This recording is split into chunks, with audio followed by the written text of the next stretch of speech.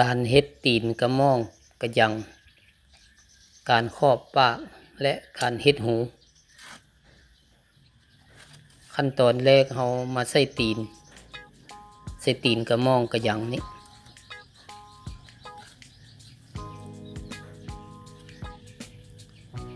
เราเอาเชือกแบบนี้ถ้าเรามีหวายเราก็เอาหวายเนาะเราบ่มีหวายเราก็เอายางไนลอนสีเขียวนี่เป็นเชือกสีเขียวนี่มาครอบก็ได้มัดตีนก็ได้นี่เราเอาไม้ตีนกระม่องกระยังนี่เราเอามาเฮ็ด2ส่วนแบบนี้เนาะเฮ็ดเป็นตัวขอไว้2ส่วนแบบนี้ใส่นี้แล้วเราก็มัดจัก2-3 เทื่อมัดให้มันแน่นแล้วก็สอดส้นเชือกเข้าอยู่ในหูนี้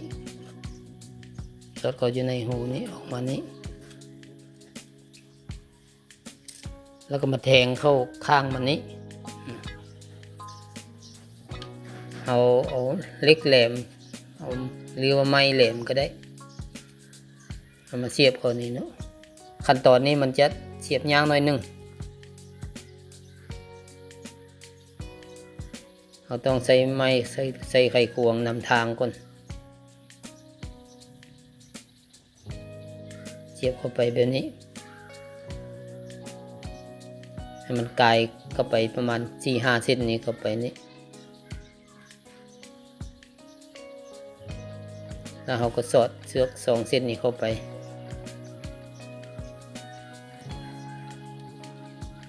อันนี้หมายความว่าเห็ดตีนแล้วก็เห็ดขอบข้างเห็ดสายจ่องขอบข้างของมันนี้ให้มันแน่นหนาเนาะบ้านค่อยเอิ้นว่าเห็ดจังมังคองอันนี้เห็ดจังมังกระยังสายจ่องดึงเพื่อความแน่นหนาเอาแทงเป็นระยะห่างเนาะเป็นว่างไปแบบนี้ประมาณ6 เซนห่างกันเนาะเอาก็มาแทงเป็น2-3 ย่านไปอันนี้ป้อนเชือกเข้าแบบนี้นี่เวลาเราดึงไขควงออกแล้วมันจะแน่นเนาะแล้วเราก็มาสอดมัดปลายมันอยู่นี้บนปากมันนี่เรายังจะได้ครอบอีกเท่านึงถ้าเราครอบแล้วเราจึงเฮ็ดเดี๋ยวนี้มันสิบ่แน่นเนาะแล้วมันก็บ่งามอีกเราต้องเฮ็ดตีนเฮ็ดอันนี้ซะก่อนเนาะเฮ็ดข้างมันนี่ซะก่อนแล้วจึงค่อยครอบเฮ็ดติ่งเอาบ่อนเฮาเฮ็ดนี้นี่เราก็ได้เจนี้แล้วมาเจนี้มุมนี้เอาไม้เล็กแหลมมาเจาะก่อนเนาะเจาะเป็นหูเป็นทางก่อน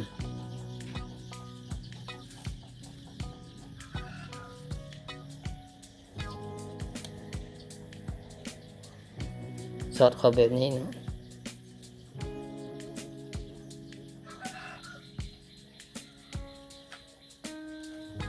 แล้วมาแปลงให้มันส้นเชือกให้มันเท่ากันเนาะส้นเชือกให้มันเสมอกันเราก็มัดให้มันแน่นจัก2-3 เทื่อมัดมันแน่นๆแล้วก็สอดส้นเชือกเข้าในหูนี้เข้าในหูนี้แล้วเราก็มาแทงทางข้างมันนี้สอดเชือกก็ไปอีกใช้ไม้แทงเข้าไป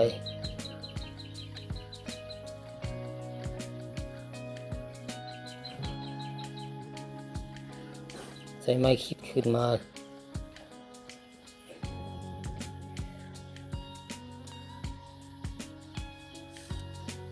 แทงเข้าไปแบบนี้ก็ดึงแล้วมัน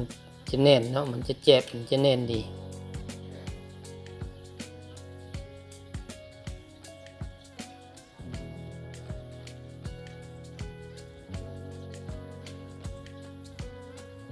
นี่สอดเข้าไปแบบนี้ น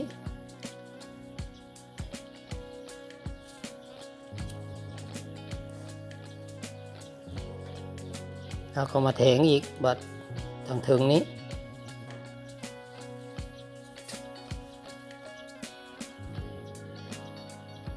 ตัวสอดเชือกเข้าไป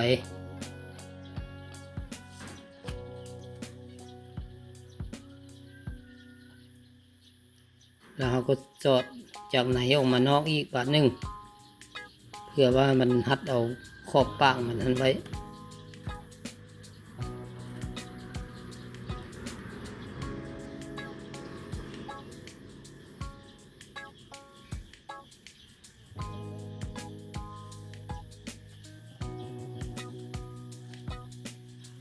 หลังจากนี้เราก็มัด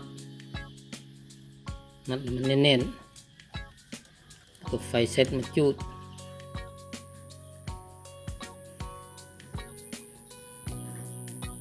เอาจูดไฟเซ็ตแปะไว้แบบนี้แล้วมันจะบ่ออกเนาะเบื้องนี้ก็เฮ็ดคือกันพี่น้องเฮ็ดคือกันเฮ็ดหมด4 มุม 4 ข้างมันหลังจากเฮ็ดแล้วเราก็ไฟเซ็ตจูดแบบนี้ถือว่าแล้วสำเร็จ4 มุม 4 เจหลังจากนี้เราก็หากรงมาครอบปากมันนี้อีกกรงมาครอบปากมันนี่มันกรงนี่มันเฮาเฮ็ดไว้ติดุนมันแห้งแล้วเนาะเฮาตากให้มันแห้งแล้วฮอดยามจะเฮ็ดเฮาจึงไปใส่น้ำหน่อยนึงให้มันอ่อนแล้วเฮาก็มาดัดแปลงกรงนี่เป็นเครือไว้ดินพี่น้องเอาเครือไว้ดินให้มันเครือมันใหญ่ได้หน่อยนึงหรือว่ามีเครือไหวธรรมดานี่ก็ได้เนาะถ้ามีเครือไหวนะแห้งครับอันนี้เป็นไว้ดินมันก็คักอยู่มันก็บนโมคักดีปานเครือไหวนะเครือไหวแท้นะเดี๋ยวนี้ไหวแท้มันก็หายากเนาะ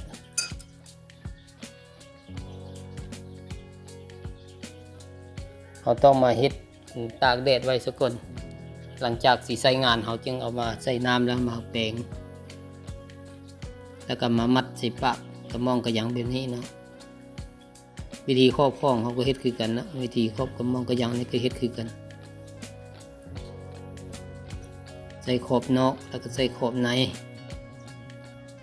แล้วก็มีไม้น้อยตัวหนึ่งสำหรับมอบหัวส่วนตอกนี้แล้วมอบไว้อัดหัวส่วนตอกนี้เขาต้องใส่ไม้น้อยอีกตัวหนึ่งอยู่ถึงนี้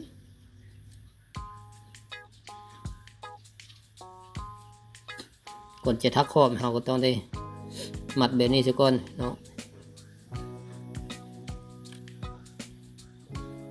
มัดแบบนี้ให้มันอยู่ตัวดีแล้วเราจึงครอบง่าย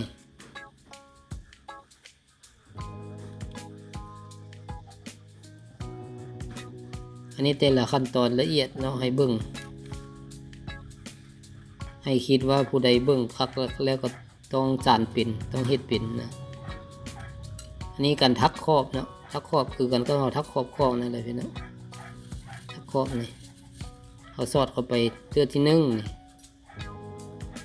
แล้วสอดเข้าไปอีกเทื่อที่2สอดจากนอกเข้าในเนาะ2 เทื่อเทื่อที่3นี่เขาก็มาสอดจากขวาหาซ้ายมันแบบนี้เทื่อที่4นี่เขาก็สอดจากซ้ายหาขวาเป็นแบบนี้แล้วเรามาดึงเทื่อที่1ถึงบ่วงที่1ที่เขาสอดครั้งแรกนั้นแล้วก็มาดึงบ่วงที่2ดึงบ่วงที่2ที่เขาสอดเทื่อที่2นั้นดึงบ่วงที่2ต้องดึงให้มันแน่นบ่วงที่2นี่สำคัญหลายต้องดึงให้มันแน่นแล้วก็มายักบ่วงที่3นี้แล้วก็บ่วงที่4นี่ยักเข้าไปอีกนี่ถือว่ายัก2 สั้นเลยเนาะได้ความแน่นหนาดีจากนี้เขาก็ทักบวนต่อไปอีกสอดเข้าเทื่อที่1สอดจากนอกเข้าในเนาะสอดเข้าเทื่อที่2นี่มันจะเป็นบ่วง2 บ่วงแบบนี้เทื่อที่3เราก็สอดจากขวามาซ้าย เทื่อที่สี่เน็บเข้าไปนี่เนาะจากซ้ายหาขวานี่สอดเข้าไปแบบนี้แล้วก็มาดึงบ่วงที่หนึ่งดึงบ่วงที่หนึ่งแน่นพอประมาณแล้วก็ดึงบ่วงที่สองบ่วงที่สองต้องดึงแหงให้มันแน่นคักๆเนาะแน่นลายแห้งดีแล้วก็มาดึงยักตัวที่สามนี้ตัวที่สามที่เราสอดมาข้างซ้ายนี่นะก็ยักตัวที่สี่อีกที่เราสอดไปเบื้องขวาแล้วเราก็ดึงมาเบื้องซ้าย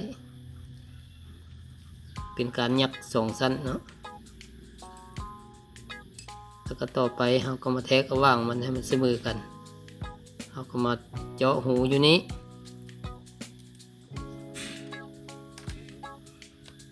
เจาะหูอยู่นี้แล้วก็สอดเชือกทักเข้าไปสอดเข้าไปเทื่อที่หนึ่งเอามาสอดเข้าไปเทื่อที่สอง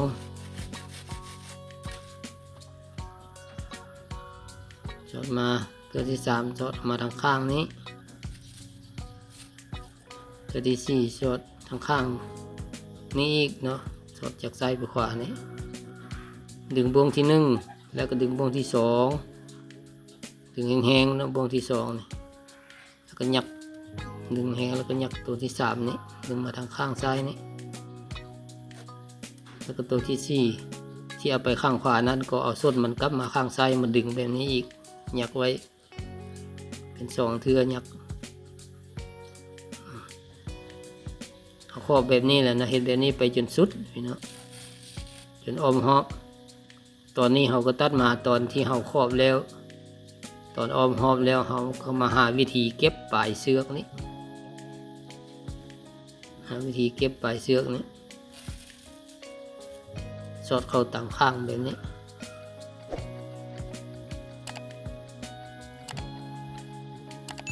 นี่สอดยักเข้านำข้างของมันนี้ก่อนที่เราทักแล้วนั้นหลังจากนี้เราก็เอาไฟเซตมาจุด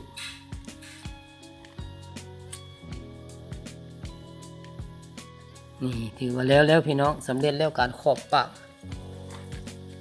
กกระมองกระยัง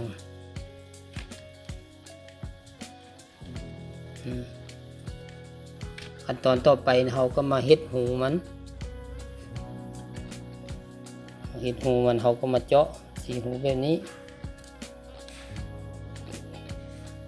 ส่วนเชือกนี่เราคอดไว้คอดมันเป็นปมไว้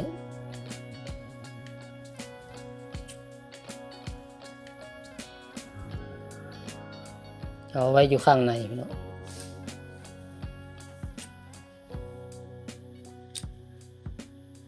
แล้วเขาก็สอดเขาแบบนี้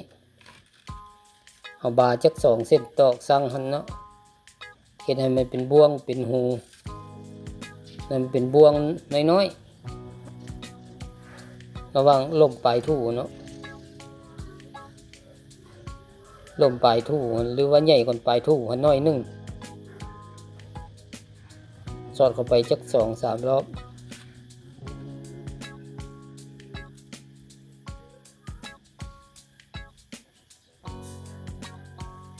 เอา2 รอบก็ได้หรือว่าเขามักใหญ่ก็เอา3เนี่ยเอา2 รอบก็อยู่เนาะ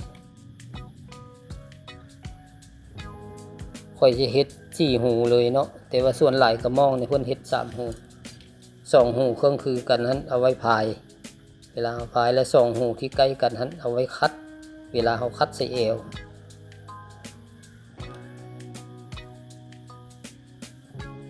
นี่หลังจากได้เป็นบ่วงแบบนี้เขาก็มาสอดนี้สอดทักอันนี้ถ้าเป็นเส้นวายเส้นปีนี่เขาสอดทักแบบนี้มันจะเห็นลายมันงามเนาะอันนี้มันเป็นเชือกกลมมันก็เห็นลายงามคือกันแต่บ่งามคือเชือกที่มันปีบ่งามคือเขาเอาไหวทักไหวให้มันกระปีหน่อยนึงบ่เล่าให้มันกลมเอาทักแบบนี้มันสิงามกว่าการทักในเขาก็สอดเข้าในหูบ่วงบาทที่1บาทที่2เขาก็สอดเข้าเสือกด้วยกันนี้บาทที่2เขาบ่ได้สอดเข้าหูเนาะสอดเข้าหูแต่บาทที่1นี้บาทที่2เขาสอดเส้นเชือกนี้ นี่หลังจากเฮาทักไปรอบแล้วเนาะจนว่าสุดแล้วเฮาก็มามัดมาคอดไว้ทางในนี้คอดไว้ทางในนี่ให้มันคอดเป็นปุ่มไว้บ่ให้มันหลุดออกคอดให้มันจำกับเส้นตอกคุณเลยเนาะบ่ให้มันเป็นส้นยาวได้ให้มันเป็นส้นสั้นให้มันจำกับเส้นตอกคุณหลังจากคอดแล้วเราก็เอาไฟเซตจุดนี่สำนี้ก็เรียบร้อยแล้วพี่น้องเห็ดหูกระมองกระยังก็เห็ด4 หูเลยอันนี้มันสำเร็จเนาะการใส่ตีนการครอบปากและการเห็ดหูกระมองกระยังสำเร็จแล้วพี่น้อง